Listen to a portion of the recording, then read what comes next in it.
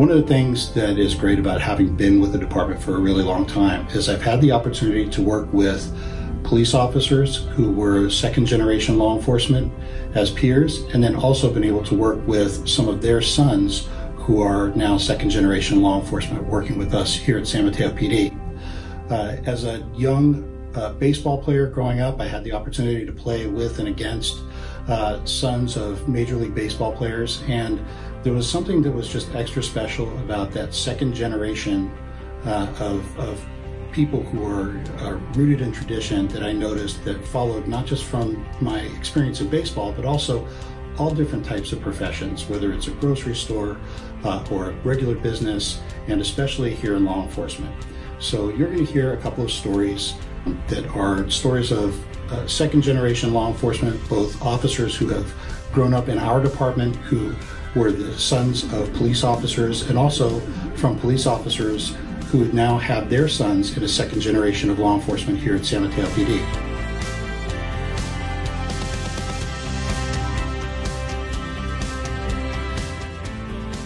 I'm Thomas Ryan. I served as a policeman here in this city for 35 years, and I still work here part-time, 54 years later.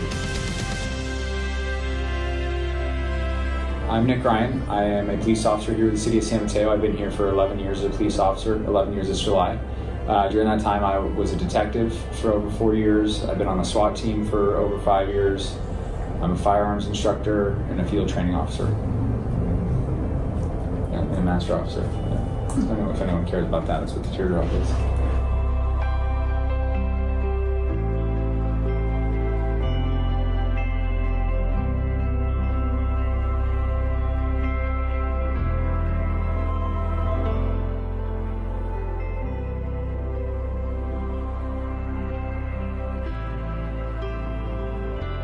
My name's Skip Mefford. I joined the police department, the Hillsborough Police Department in 1968. I served there for 33 years, retired in 2001. And my name's Todd Mefford. I'm his son, and I've been working in San Mateo Police Department since 1995, 24 years. I know, it's a long time, huh? Yeah. First memory I have is usually him in uniform and me going over to the police department and seeing everybody else in uniform, seeing the black and white cars, the way they held themselves. Everybody looks at the police officers and you have to hold yourself a certain way, and it makes you feel proud. You know, I was proud. You know, my earliest memories, I think, of my dad being a police officer were when I was, I think I was 5 or a little bit younger.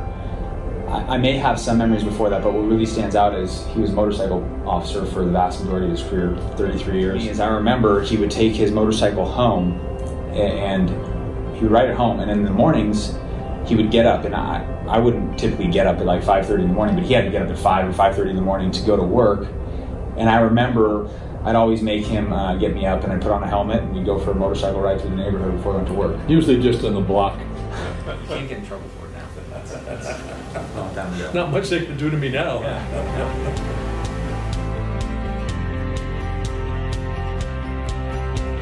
My dad was a great dad, and in some ways maybe he was strict, or maybe more restrictive about some of the things that I could do, because he had a better concept of things that could happen or go wrong in your life. So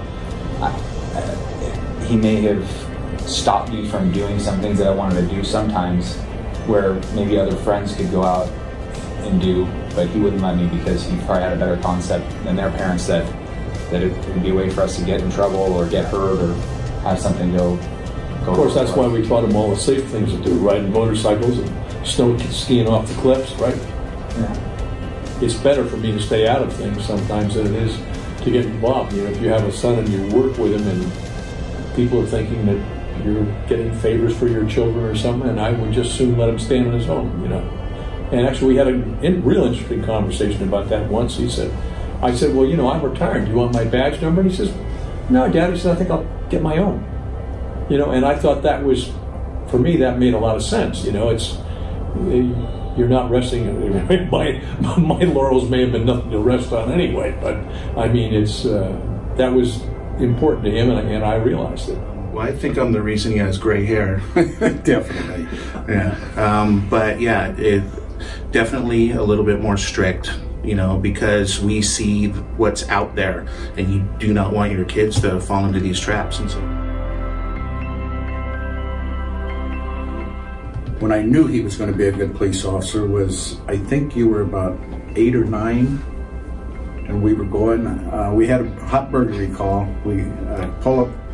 I pulled a police car in front, another officer came in the other side, and we were walking up to this burglary. The guy jumped out the back window, and in those days, you could shoot fleeing felons. So naturally, we shot at the guy running away, but he was jumping over a fence, so we stopped that. So I ran out the front of I told Todd to stay in the car, So I ran out the front of the house, going back into the car to drive around the block. And I come around the corner and I hear this round being jacked in a shotgun, and he's out there, he's about 7 years old, you know, and he said, "Pop, if that guy come around the corner, I was gonna get him." Jeez. So that's a true story. And I knew right then, I said, "Oh, you're gonna be a good one, son." My dad was always concerned about liability, and I am too as a police officer now, but I think one of the biggest things was, which I would say to any person, not just a police officer, but do the right things for the right reasons was something that he always taught me. Do the right things for the right reasons. You know, we're not perfect, we make mistakes, but I think ultimately if we try to do the right things for the right reasons, that, you know, we'll probably be okay. The phrase, you're in the front row seat of life, you truly are, and that means that people are watching you. People are watching what you're doing. People are judging you simply by wearing a uniform. And police officers nowadays really need to keep that in mind, because they're looking for protection from you. They're looking for you to really, I don't know, be there for them. One thing I told Todd, which was one of the most important things I learned, was when you put that uniform on, you don't abuse it. Don't think you're better than the people on the street. Don't think you're better than the ones you're dealing with, even the crooks. I probably could, but it'd be awful hard. You guys, I mean, the officers today, it's awful, you know. And you always got to remember you're being taped. Not that you're going to do anything wrong, but you know, police officers nowadays, they're due justice. It just doesn't seem like they have due justice anymore. Whatever they do, automatically they're wrong. You know, by the news and everybody else. It's tough. When I worked, it was so different. Yeah, a lot of stuff has changed. You know, society has changed completely from when I was a police officer. I've been retired, what, 20 years now almost? So, I don't know. The job today is a lot tougher than in my day. I mean, I had such a good time for the majority. I mean, yeah, I had such a good time. I might try. I don't know if I'd get through it, because I see things that happen now that I don't agree. I mean, none of us agree with everything all the time, but there's a lot of things now that I don't agree with, and I think what's changed dramatically for me is that where you have a fraction of a second to make a very, very serious decision, can be things put in the back of your head by today's market that will think, well, maybe I should wait a half a second longer. That's the thing that's starting to scare me. It scares me a little bit for him because it's there. So I don't know the answer, but I mean, I had so much fun. It would be hard for me to turn my back on it, you know? Absolutely. He lives vicariously through me now. Yeah. I tell him stories. I mean, he used to tell me stories. Yeah, no, I get to hear the stories, and I get to go out and ride with him once in a while. I get all excited. It lets me put the lights on again and stuff. I love it. He used to put the lights on for me.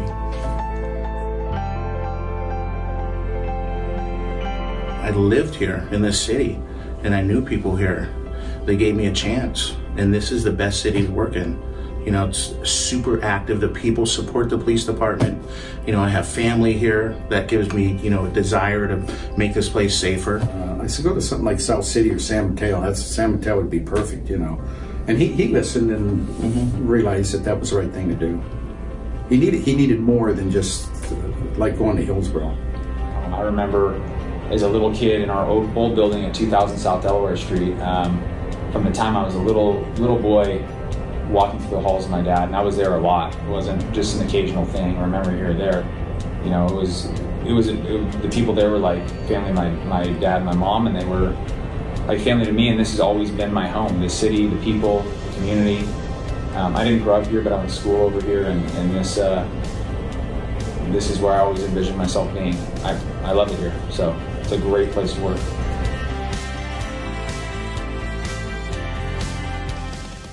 Happy Father's Day. Happy Father's Day. For me, I'd like to say Happy Father's Day. You're the best father in the whole world, for sure. And he's been the best son to me. I mean, he's truly my hero. You really are. Thanks, Pappy. You're my hero too. You know.